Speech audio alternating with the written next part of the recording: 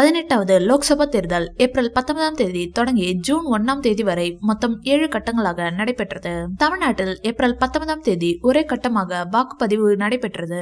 வடசென்னை கலாநிதி வீரசாமி 51,736 வாக்குகளில் முன்னிலை.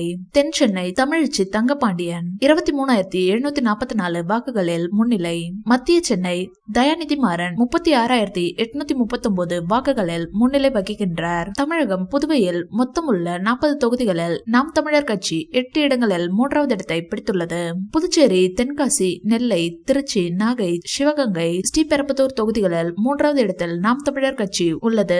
விருதுநகரில் அதிமுக கூட்டணியின் தேமுதிக வேட்பாளர் விஜய பிரபாகரன் 1978 வாக்குகள் வித்தியாசத்தில் முன்னிலை பெற்றார். காங்கிரசின் மாணிக்கம் தாகூர் 2வது இடத்திலும் பாஜகவின் நடிகை ராதிகா 3வது இடத்திலும் உள்ளனர். தமிழகத்தில் திமுக அனைத்து இடங்களிலும் முன்னிலையில் உள்ளது. இந்த தடவையும் திமுக தான் தமிழ்நாட்டில் ஆட்சியை பிடிக்கும். தமிழ் சினிமாவின் சூப்பர் ஸ்டாரான ரஜினிகாந்த் ஸ்டாலினுக்கு போன் மூலம் வாழ்த்து தெரிவித்துள்ளார். இந்த வீடியோ பிடிச்சிருந்தா லைக் பண்ணுங்க, ஷேர் பண்ணுங்க. மேலும் ரஜினி சார் பற்றிய தகவல்களுக்கு எங்க சேனலை சப்ஸ்கிரைப் பண்ணுங்க.